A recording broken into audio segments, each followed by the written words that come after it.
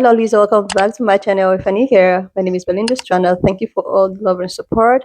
Don't forget to please subscribe to this channel, turn on notifications so that anytime I upload videos, you'll be the first person to be notified. To my returning subscribers, to those people that share my videos, leave commentaries, and also educate each and every one of ours, you guys are the real MVP. So lovely, I came across this video on my For You and I thought to share where the sister is actually setting records straight concerning the rare and seas from the Native Americans towards black people. This actually got people reacting, and as we all know, we're here for educational and informative purposes. So guys, I'm just going to roll the clip as well as some of other stitches I was able to put together. Please leave me your own thought in the comment section of what you think of this video. And please do not forget that we do not support any form of bullying and harassment. We are just here for educational and informative purposes. Alright lovelies, let's dive into it to get ourselves educated about all of these traits. Y'all not gonna like this one. Let's talk about the Native American. In 2007, the Cherokee Nation disenrolled 2,800 freedmen black people from their tribe when federal funding was involved, so they'd get more money. And it violated the treaty that they had with the freedmen black people.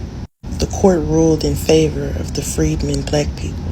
In 1979, the Creek Nation decided to disenroll the black freedmen from their tribe. The Seminole Nation tried to enforce different rules for the black ones. The Chicmacha tribe of Louisiana, between 1904 and 1919, they disenrolled African and Native descent people. To this day, the descendants of those people are not allowed to enroll in the Creek Nation.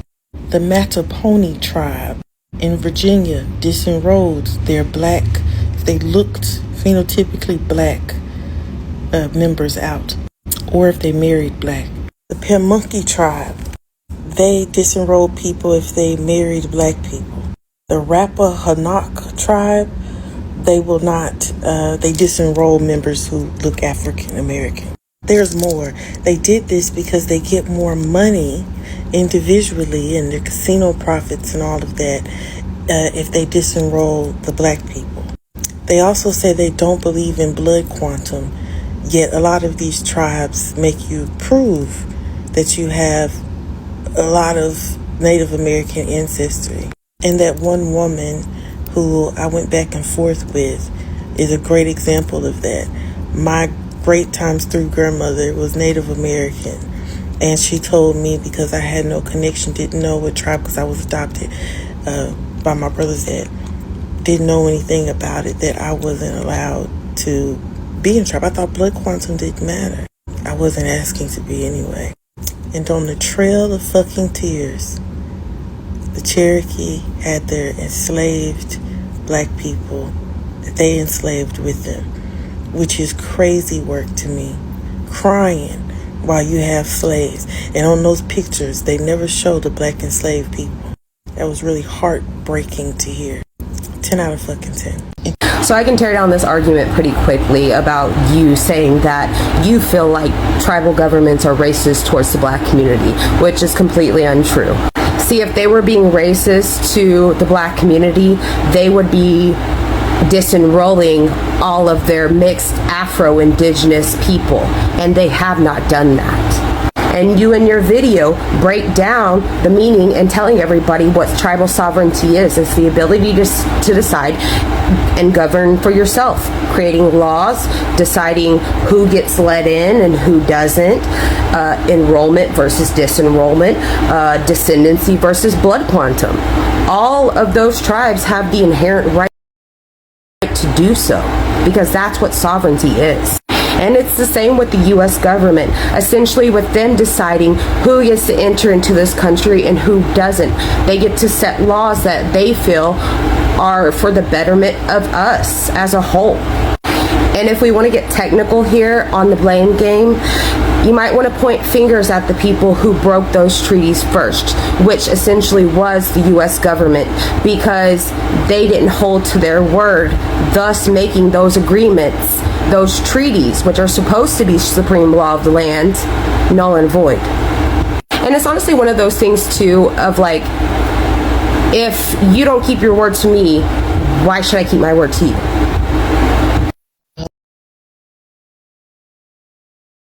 Hello there.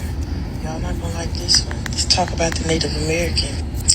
So I can tear down this argument pretty quickly about you saying that you feel like tribal governments are racist towards the black community, which is completely untrue. See, if they were being racist to the black community, they would be disenrolling all of their mixed Afro-Indigenous people, and they have not done that. And you in your video break down the meaning and telling everybody what tribal sovereignty is. It's the ability to decide and govern for yourself, creating laws, deciding who gets let in and who doesn't, enrollment versus disenrollment, descendancy versus blood quantum. All of those tribes have the inherent right to do so because that's what sovereignty is. And it's the same with the U.S. government, essentially with them deciding who gets to enter. Well, hello there. Did you just compare the sovereignty of indigenous people to the American government? That's crazy work. All while discussing black people. I don't want to hear from you Neanderthal Denisovans. I want to hear from my people, the black people, who so happen to share native blood with you. You can't combat literal facts. Y'all did kick out indigenous people, and you just admitted that sovereign means that you can do what you want, which includes kicking out black people from your tribes that helped you build your tribes, your enslaved descendants, right? They were enslaved a lot of times, those black people you kicked out, right? Or the ones who married black, those were kicked out too, correct? Y'all are in solidarity when you're all indigenous, so don't break it down to tribe either. Let me know. Indigenous American is indigenous American, correct? You didn't dispel a goddamn thing that I said. You made it worse. So, if there are any Afro-Indigenous people or black people, descendants of black people that were kicked out of these tribes, please come leave a comment.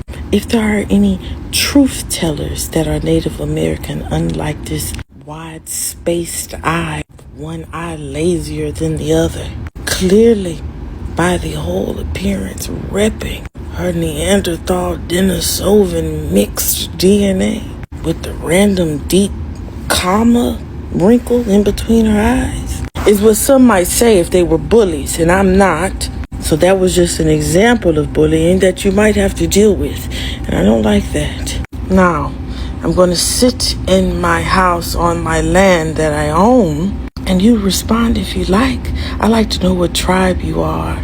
Do tell. Maybe you have it in your username or your profile. I don't know. I don't care. You should be happy to rep your set. So why don't you tell me personally and directly? Speak in your language as well. I'm speaking in mine, on my land. 10 out of fucking 10. I decided to do a good deed for my old-faced slaves working hard in the field. It's only April and the weather is only about 60 degrees, yet they are still burnt to a crisp. The bodies covered in boils and welts from the whippings, from them not working as much, asking for water for some reason. So I decided, since it's April and they do Easter egg hunting, this would be Sulani egg hunting. What looks more like an ofe than a white, round, boils in the sun than eggs. And the ofes love to eat people, so this is kind of like self-cannibalism. This is my gift to them after they surpass the amount of cotton quota I had for them. I can't tell if they like being slaves or not. Their faces always look sad. I'm shaking up the eggs here to get them really nice and brittle. At this point, I realized they don't deserve this. Barely picked more cotton than I asked. By the way, I have so many eggs that the ones that I shook up in this bag are gonna go in the trash can because I don't have to worry about the price of eggs. This is 1, 2, 3, 4, 5, 6, 7. However, These 8 eggs could have fed a conservative, Republican, Trump-loving family of 4. 2 children, small children, conservative people in your cities, your states, your country are starving for eggs. Eggs they don't have, and I do. Think about that next time, black people, you sit down and scramble your eggs. Think about that. It'll make them taste way better tasting eggs. If there's any white people that looking for work, I do have other eggs. I had 60 before I took out these 8. I can easily buy more. Just let me know. Get your reparations with you. Okay. 10 out of 10. Native Americans, let's talk about the Buffalo Soldiers. The Buffalo Soldiers were enrolled into the military in order to help their families immediately after slavery, sacrificing themselves for the betterment of their families, because otherwise we'd be back into slavery, which was aka sharecropping, which I come from a family of sharecroppers, of slaves. That was out of necessity. Y'all taking slaves was not out of necessity. It was out of privilege. Second of all, y'all act like the black Americans, descendants of slaves, enrolled into the Buffalo Soldiers specifically. No, they enrolled into the military and were not allowed to integrate with the all-white units and were forced into one group because of segregation. They did not name themselves the Buffalo Soldiers. Next, they were never involved in the massacre of Native Americans. They wouldn't have even been allowed to if they wanted to. They were black. They actually have a history of protecting Native Americans and being intermissionaries between Native Americans and the fucking Americans that were slaughtering y'all. They have cases of protecting with their lives Native Americans. Yes, they were involved in some of the military things, but they were never directly massacring Native Americans. They were, though, actively protecting Native Americans. Let's be clear. They offered assistance to the Native Americans that were affected by those massacres. My people were exhibiting empathy towards people who would enslave them in a second, not because they were forced to, like my ancestors who went to the military just to give their families a better life, but because of their fucking empathy. Only reason the Buffalo Soldiers are even acknowledged in history is because they led some rescue missions. One was children. They ended up getting the 4 children kidnapped and a dozen horses or some shit back. They attempted to negotiate and stop violence from happening. They were in that unit called the Buffalo Soldiers because they were forced to be in a segregated unit. And that highlighted them for y'all, that they're black coming to kill you. They were never involved in massacres. They did have killings with combat to combat, but they never participated on those massacre raids of your people. They were the ones that were trying to bring peace.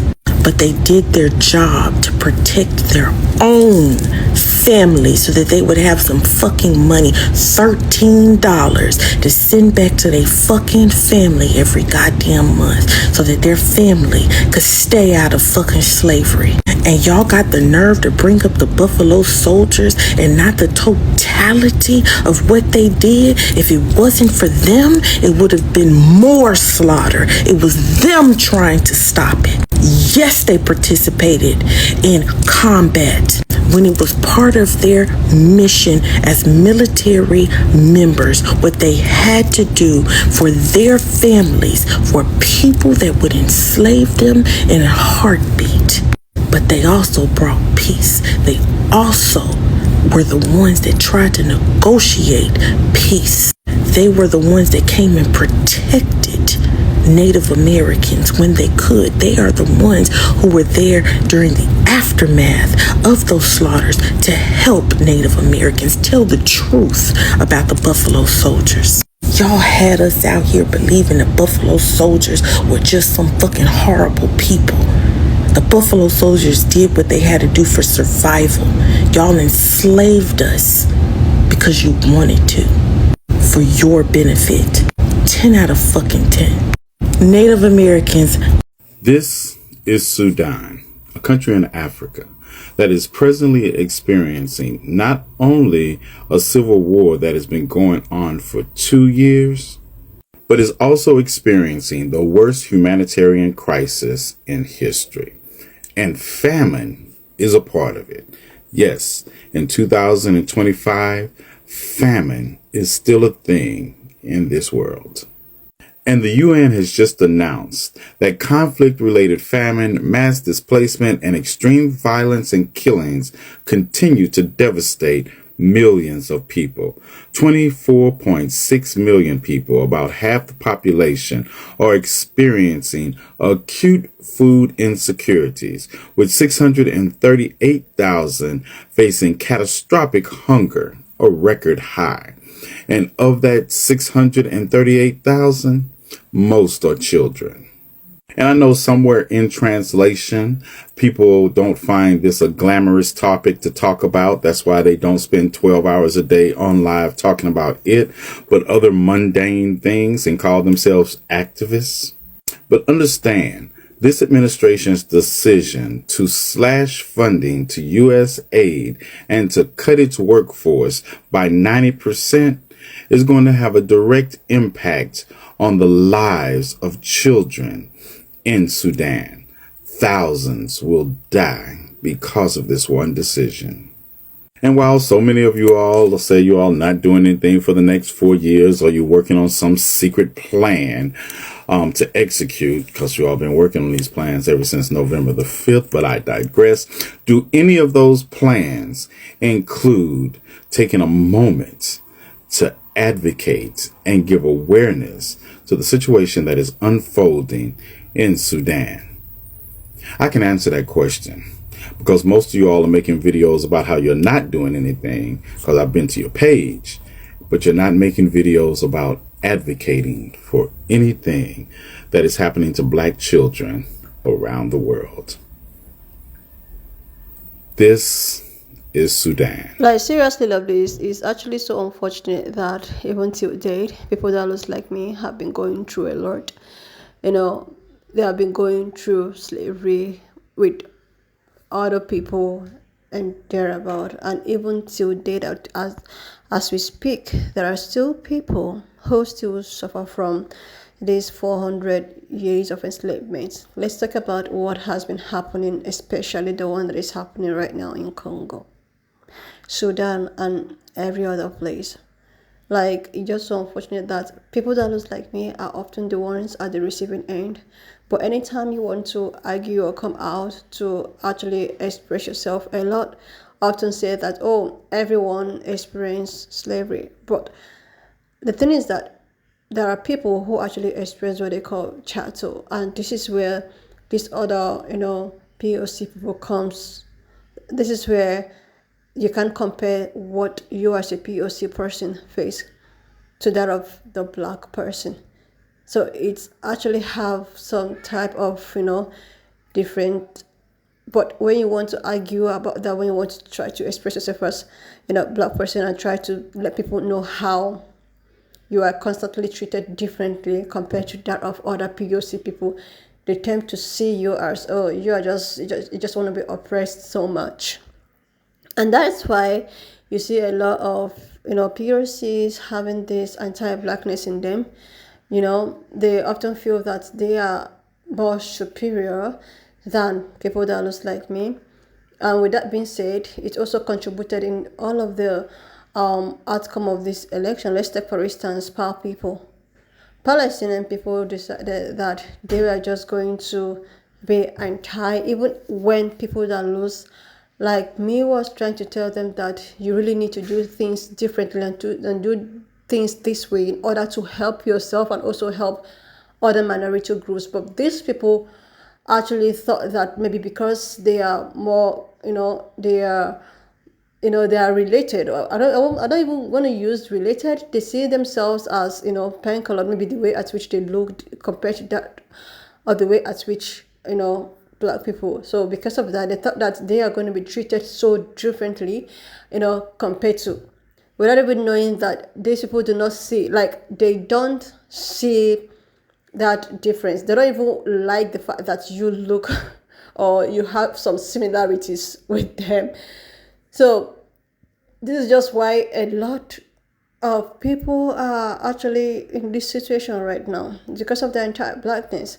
And when it's time for struggle, when it's time for us to defend or trying to like express ourselves, this is when you people will come out to talk about how, oh my god, everyone experiences. Okay, look at Sudan right now. All because people in Sudan or Congo are maybe typically they are people that looks like me. Nobody is talking about them. The media is not even, nobody is talking about free Sudan or whatsoever. It's all about power, power, power, because it seems that people that look like that are more important compared to people that look like me. Like, even till date, people in Congo are still that there is slave trade in Arab, even till date. I saw some videos on some stitches and I was like, this is 2025 and something like this is still going on. People have been coming out to talk about it on the social platform, but nothing is being done about that. Because of what? Because it is being done to people that looks like me. So nobody cares about that. Nobody cares about you because of the way at which you portray, or maybe because the way at which you are, maybe black person, or yeah, that is just the fact. That's why it's as if the things happening in Congo or Sudan is just being neglected, because okay, they see these people as okay, so what do you want us to do? We don't care. But when is something that has to do with other people, okay, you see people, my own people coming out to even, stand with these people. That's why when black people are saying that they are done, they are done. They have so many pressing issues in their own community. They have their own problems to solve. And they don't even care if anyone get upset about that, because so many people are like, oh my god, why is black people not helping? They are not helping because they have their own problem that they want to fix. They have been helping people for over decades and no one is trying to help them back. So it's better this way. Anyway, lovelies, when I saw this sister and with all of the educational things she put out here and with this teacher was able to put together, I was thought that I was going to bring it up here for us to actually, rub minds together. Why not just leave me your own thought in the comment section of what you think of this video. And please do not forget that we do not support any form of bullying and harassment. We're just here for educational and informative purposes. So lovelies, if you've not subscribed to this channel or to this extent, do your girl a huge favor to click on the subscription button, like, and I will see you lovelies when I upload. Why not just leave me your own thought in the comment section of what you think of this video. And please do not forget that we do not support any form of bullying and harassment. We are just here for educational and informative purposes. So if you've not subscribed to this channel, do your girl a huge favor to click on the subscription button, like, and I will see you lovelies when I upload the next one.